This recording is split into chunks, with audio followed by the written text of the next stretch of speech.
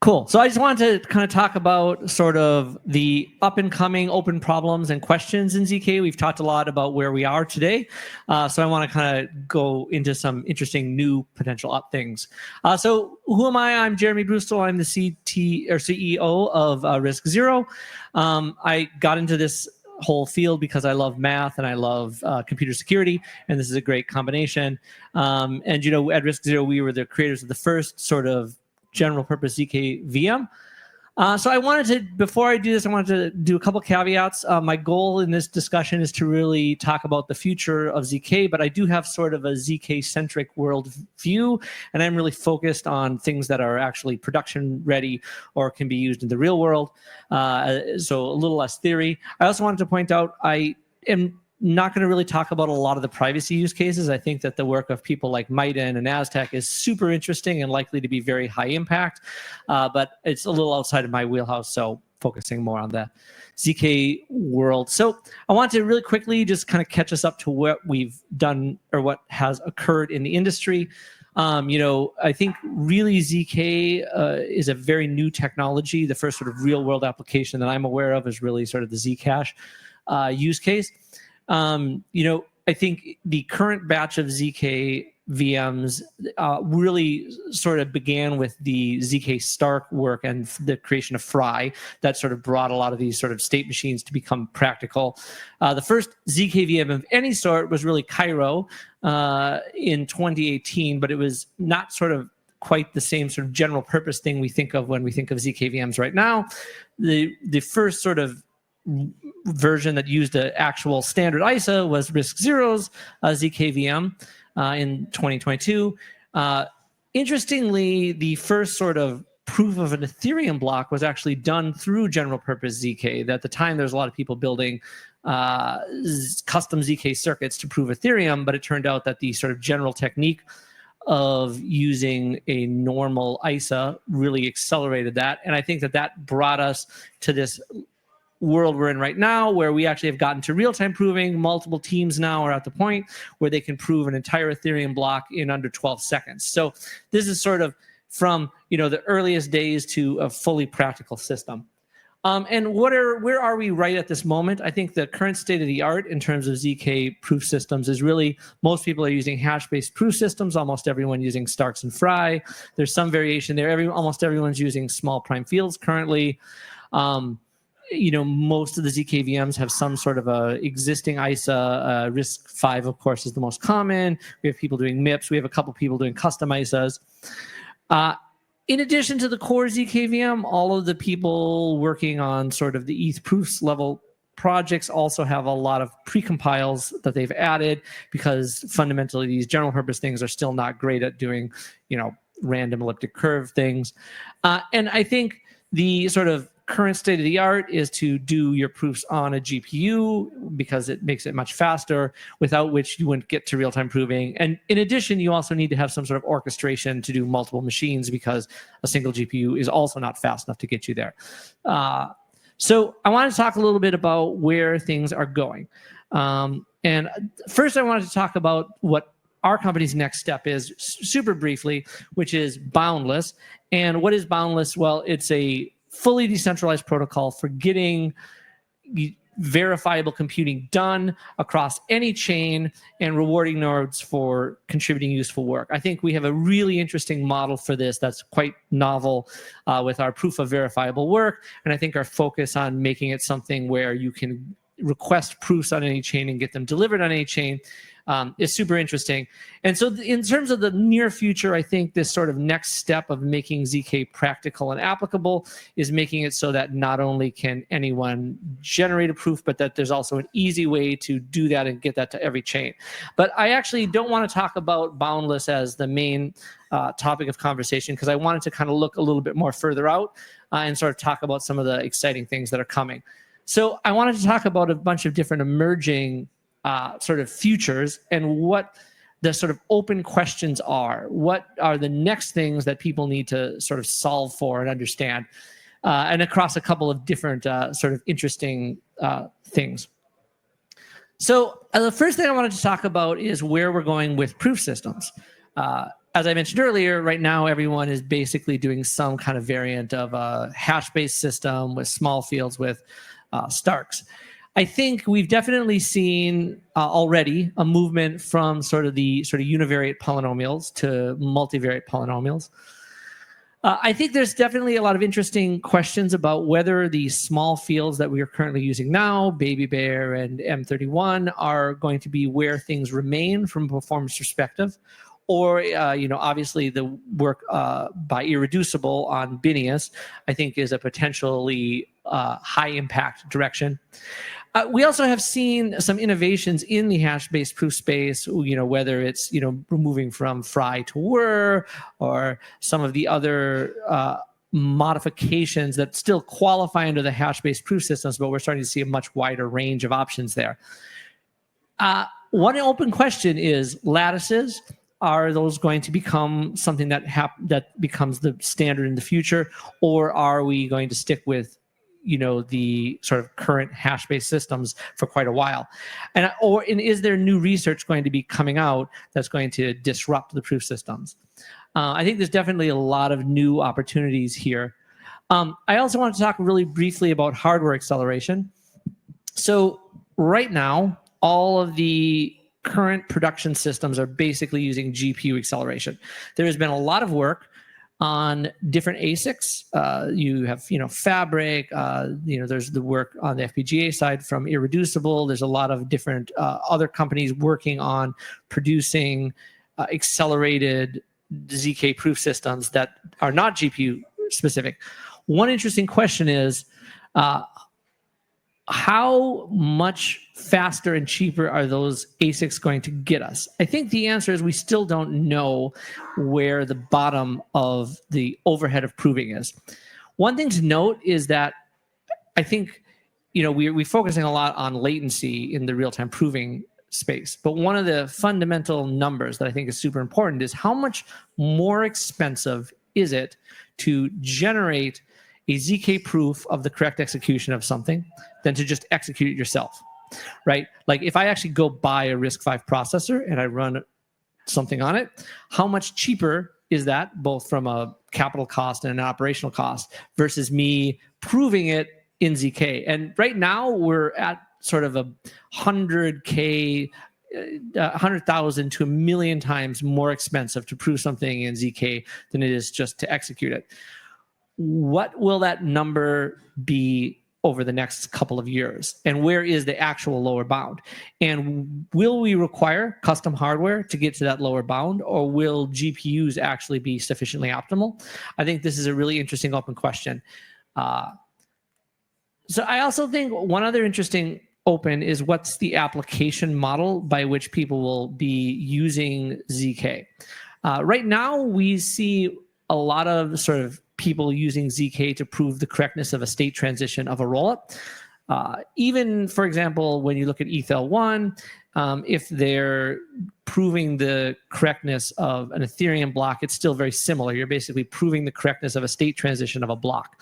But I think there's a lot of different models that are starting to come out.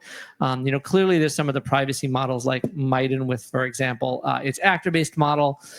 We see this sort of coprocessor model where you actually just do some large computation in ZK off-chain and then prove the state transition as part of a state transition update.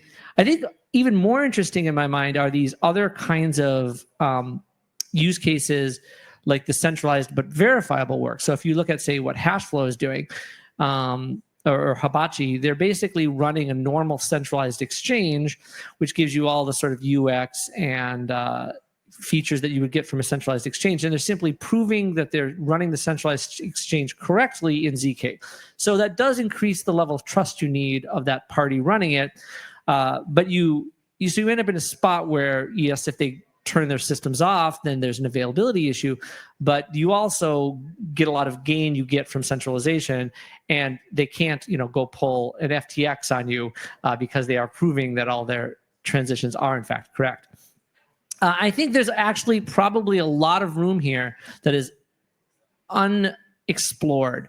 I think that for a long time, the model of the blockchain has been one thing, and the model of sort of centralized computing has been a different thing. But as verifiable computing becomes more capable, and as the cost of doing verification goes down, as that 100,000x drops, I think we're going to see a lot more things that are sort of in between what we would currently consider the Web 2 and the Web 3 space. And I think there's a lot of models for applying ZK that have not been looked into. So another thing that's really interesting, and this is sort of a programmer model for people building in ZK, is this use of non-determinism within a program. So, one thing that's worth noting is that many problems are much easier to verify the correctness of than they are to prove or sort of compute the answer. So, for example, if I want to do a square root, one way to do a square root is to just guess what the square root is and then take the result and square it and make sure I got the right answer. It's a lot cheaper to compute a square than a square root. And in fact, actually, generally any NP-complete problem, finding the solution is incredibly hard, but verifying that you found the right solution is often very easy.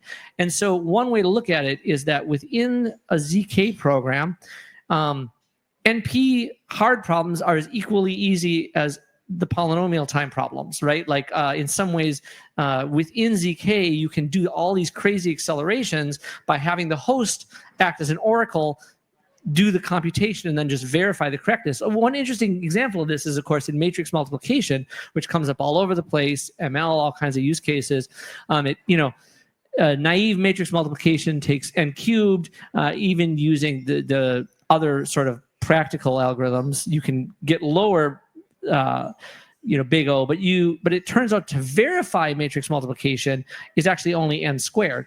And so it's actually possible to run matrix multiplications in ZK faster than you could out of ZK if you have a host oracle. And I think that as these kinds of, I think what we're going to start seeing is people using these tricks to basically move some of the work for verifiable computing outside of the core ZK, but it's going to require programmers to actually start to understand this, to start to make use of it. How do you expose this to the programmer the most easily? There's all kinds of sort of algorithm problems. This is sort of a new kind of capability that ZK brings that I think has been also very under-researched and will be highly relevant.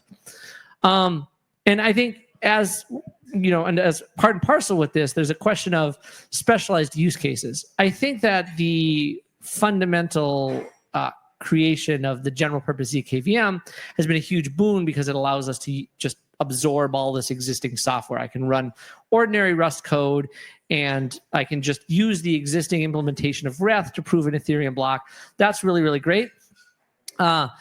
But I think that there are certain problems that are more fundamentally amenable to ZK. So, for example, if we look at ZKML, ZKML is very heavily bandwidth bound on things like matrix multiplies, which we actually can accelerate even more so in ZK. And so it may be the case that some of these special use cases become increasingly popular. I think we're always going to need the general purpose parts because even if you're doing ZKML, someone has to decode the JPEG, and that's probably going to be a general purpose compute. But I think other examples, for example, are sorting or map reducing. It turns out that you can actually verify a sort in ON instead of n log n. There's other kinds of use cases, like obviously we are seeing already cryptographic primitives being moved into specialized precompiles. But there's an interesting question about where other specialization is, especially general purpose specialization like sorts, right, where that comes up over and over again.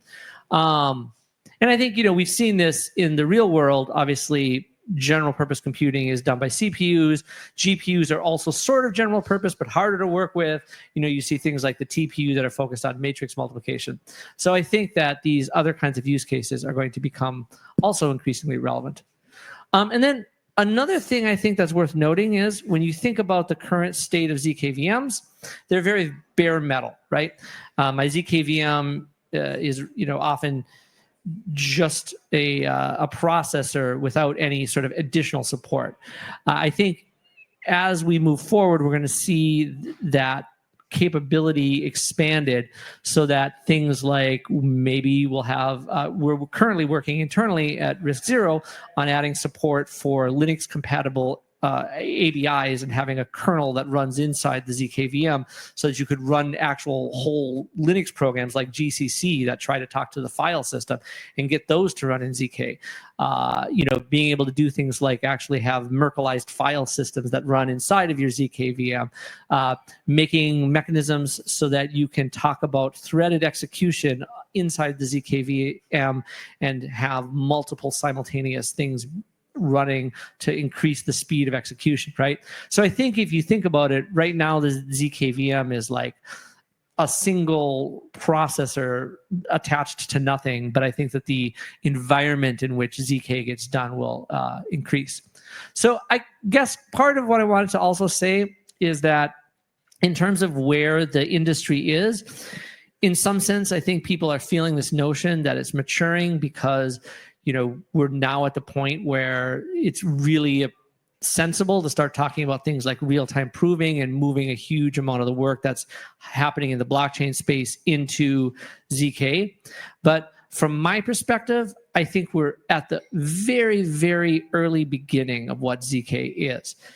I think that at some point, ZK will be as widely deployed as public key cryptography or other sort of major foundational computer science things, and that not only will blockchain be completely rewritten by the way that ZK interacts and brings scalability and privacy capabilities, but that huge portions of the commercial world will adopt ZK. There's a why should I trust that my bank is doing the right thing? I mean, the answer right now is you just have to, but I think as it becomes more clear that it's possible to really bring this verifiable computing in a low-cost way to these applications, we're going to see this massive expansion. And what we consider now to be very sophisticated, ZK VMs and very sophisticated proof systems are just the beginning of where we're going to be. So I think there's a lot of future to discuss. But anyway, I don't want to take everyone's time, so that's the end of my presentation. I hope that it was at least marginally interesting.